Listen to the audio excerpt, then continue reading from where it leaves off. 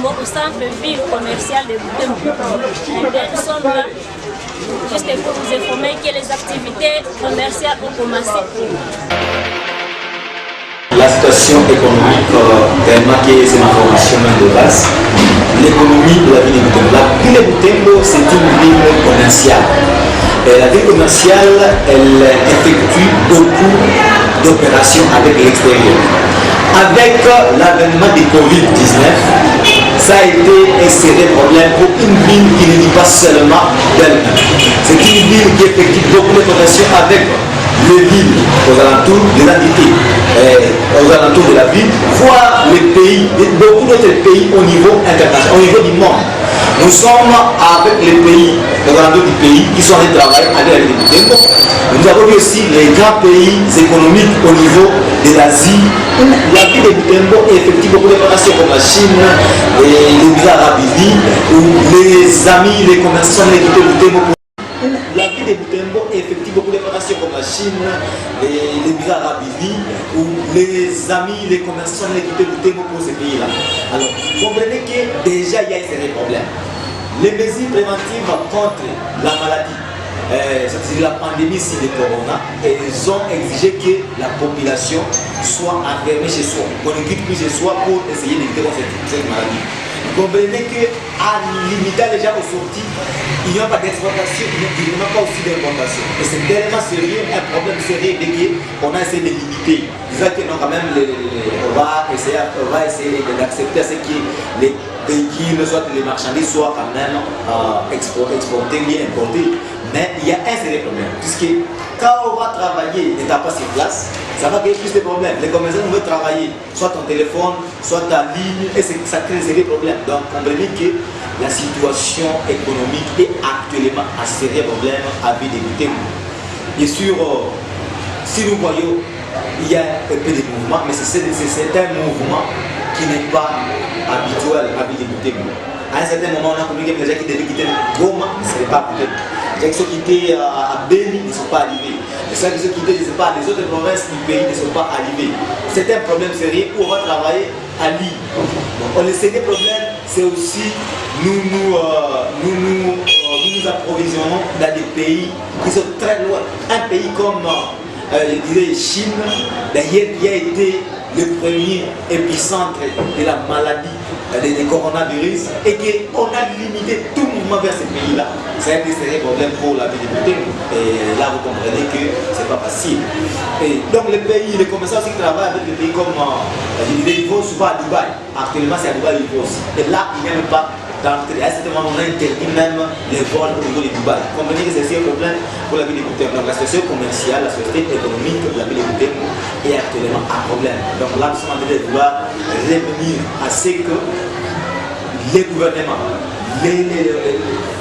les autorités ayant compétence l'aspect sanitaire puissent y travailler pour qu'on puisse voir comment la situation peut revenir, ça doit revenir à la normale. Ils peuvent essayer de voir les mesures pour que les activités reviennent à normal.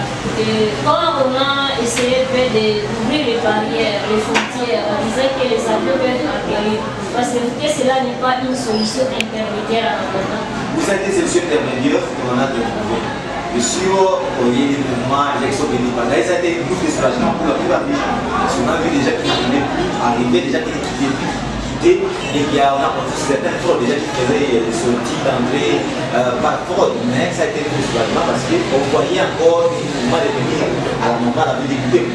En fait, les mesures sont là, mais ce que nous avons découvert par rapport à ça, il y a des mesures prises pour lutter contre cette maladie, mais il n'y a pas eu d'accompagnement, des mesures accompagnatrices. Et ça a été aussi un autre problème qu'on a essayé de constater. Le gouvernement dit aux gens de ne pas quitter, les gens de ne pas sortir, les gens de faire ceci ou cela, mais il n'y a pas eu de mesures d'accompagnement. Par exemple, jusque-là, les bars, les hôtels sont fermés, aujourd'hui sont fermés. C'est aussi des instances économiques, ce sont des entreprises. Mais comment ces gens sont en train de vivre jusqu'aujourd'hui? Vous comprenez que c'est aussi un problème. Donc là, on vient d'interpeller aussi au gouvernement qui accompagne des d'autres mesures pour que ces gens se retrouvent aussi à l'élever quelconque. Économiquement parlant, c'est aussi un problème. D'entrées qui ne sont pas, d'entrées qui sont coupées comme ça et qui ne sont pas compensées, qui ne sont pas récompensées. Il y a des jours, j'ai gagné en temps, aujourd'hui, sur le directement, il y a des baisses. Il y a des gens qui ne travaillent plus. Il faut travailler, c'est alors qu'il va s'expliquer plus. Donc, c'est aussi un problème sérieux. Quand on a ouvert comme ça a été quelque chose, mais encore avec crainte. Il faut qu'on a ouvert, parce qu'ici, j'ai besoin de des grandes épidémies. Il y a la pandémie, les coronavirus et l'Ebola. Des grands problèmes. Et jusqu'aujourd'hui, on continue à signaler des cas positifs d'Ebola avec nous. Et automatiquement, c'est aussi un problème. Actuellement, aussi, ça a été quelque chose où on a essayé de limiter la propagation par rapport à la corona. Puisque c'est une maladie qui a été presque importée. Partout où il y a eu corona en Afrique, je dirais, tous ces cas sont importés. Chez nous, on parle des cas à Goma, à Ben, mais ce sont des cas qui sont importés. Peut-être à l'idée de Dubaï. Encore on a ouvert sur le pays, c'est notre crainte. Donc, par là, on a communiqué quelque chose qui c'est positif. Par rapport même à cette maladie, ça a toujours été un danger qui était en train de s'annoncer à nous.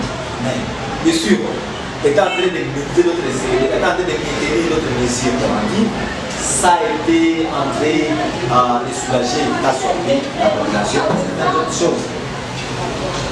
Et par rapport à cela, qu'est-ce que la population paysanne peut bénéficier? Il y a des fois où on parle de taux de change de la marché. Il y a la maman qui vend des pareils, qui vend avec des légumes. Est-ce qu'elle peut facilement atteindre $1, $5? Ah voilà, c'est le problème qu'il y a eu aussi de cette nouvelle maladie, cette corona. Notre pays, c'est un problème économique que nous avons depuis très longtemps. Nous sommes avec une dualité monétaire. Donc, un pays où une monnaie étrangère est en train de circuler, alors que Charles l'avait dit, si dans une économie, des monnaies sont en train de circuler légalement, la mauvaise monnaie toujours chasse la bonne. Donc, nous travaillons et avec les dollars et avec les francs congolais. Et on a tendance à vouloir cacher, je sais pas, garder la monnaie étrangère qui est en train de devenir aussi de l'économie. Et quelque chose qui est très précaire, c'est que quand il n'y a pas eu d'importation, il n'y a pas eu d'entrée, automatiquement, les dollars n'étant pas notre monnaie, a directement aussi cessé d'entrer. Et automatiquement, c'est un problème, parce qu'il y a une forte circulation de la monnaie locale ou la monnaie nationale, qui est le franc congolais, au détriment de la monnaie étrangère qui est le dollar. Et automatiquement, puisque la monnaie elle-même cherche à s'équilibrer, quand il n'y a pas autant de circulation, il y a une masse impédée par rapport à une autre masse, il y a un équilibre qui a tendance à se rechercher et automatiquement on a constaté le taux de dollars qui s'est ramené à la hausse. Et là, ça a directement ruiné l'économie, parce que tout directement devait toucher les prix sur le marché. Tout devrait s'adapter à cet équilibre-là par rapport à cette dualité monétaire. Ce qui a causé, c'est qu'on a constaté certains biais qui ont changé directement les prix. On a vu bien sûr le service de l'économie, le service d'économie qui a semblé vouloir travailler la question. Mais il y a certains biais où on n'a pas su le faire. Et d'autres petits commerçants, et d'autres petits vendeurs de certains biais, les commerçants, les commerçants d'un secteur informel se sont retrouvés maintenant épatés. Ils n'ont rien trouvé par rapport à eux. Et c'est ainsi un problème sérieux. Quand quelqu'un qui va par exemple les herbes pour la bétail, qui va à 100 francs, c'est ça son prix pour un pays. Alors, quand est-ce qu'il va atteindre 2000 francs ou 1800 francs qui est le dollar? C'est aussi un autre problème qu'on a pour la l'économie. Maintenant, ce qu'on pourrait dire comme peut-être avantage, c'est que les produits immobiliers vont se retrouver à un standard là, je dirais, va être directement écoulé. Mais c'est là pourquoi nous vivons, il y a certains produits immobiliers, certains produits immobiliers qu'on importe. Il y a une importation. Or, qu'il pleuve, qu'il neige, l'alimentation, la nourriture, c'est parmi les besoins primaires. Qu'il pleuve, qu'il neige, tout le monde est appelé à avoir l'homme à manger. C'est ainsi que les produits qu'on cultive chez nous vont avoir plus de marché. Ça peut directement se jouer parce qu'il y aura une forte demande par rapport à l'offre. On offre une qualité quelconque, puisqu'on ne sera pas même compensé directement.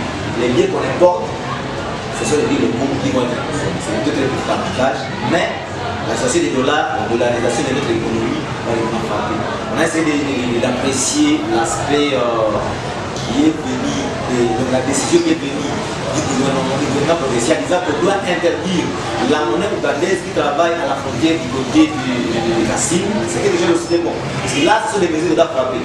Et c'est là pourquoi ça va toujours entrer dans notre économie et ruiner directement notre économie qui va devenir à un système, on ne sait pas comment. Oui, ce que nous pouvons ajouter, c'est un tout est chacun où il est. Nous sommes en train de vivre une situation précaire, une situation tellement spéciale. Pour que ceci passe, ça amène tout le monde à contribuer. Tout le monde est apporté sa part. Les visiteurs qui sont chez lui, les alertes qui vont être proches de cette maladie, on doit les alerter. Mais ce n'est pas aussi l'occasion de profiter à extorquer les gens, ça c'est aux économistes, aux commerçants qui sont ici. Ce n'est pas les moments d'extorquer aussi, ça de penser à des pensées exagérées. Donc là, on doit tenir compte de la situation que ce n'est pas le moment de s'enrichir. C'est l'investissement ici. Donc il y a aussi des problèmes dans la communauté. Aussi les services de l'économie, les services étatiques qui ont aussi la compétence de contrôler tout cela, ils doivent s'y mettre. On a apprécié l'aspect des carburants, l'économie a s'y maîtrisé. Même les carburants, parce que les carburants, je dis aussi au prix de tous les pays. Dès qu'on a maîtrisé les prix du carburant, et si vous allez rendre compte que les autres produits n'ont pas eu de flambée de prix. Donc tout le monde est interpellé de jouer son rôle comme il faut, où il est. Déjà, ce qui s'appelle expert sanitaire, ça qu'il soit d'une part pour la formation et aussi de tirer attention avec ce qu'on veut faire. Donc on est appelé à jouer son rôle tel qu'il est prévu pour du bon. On est leader communautaire, on est leader charismatique, jouons nos rôles. Ne pas se mêler à d'autres gens, à d'autres experts, sans qu'on soit expert nulle part. Ça c'est notre développement chacun par rapport aux experts qu'on veut vivre. Merci, monsieur.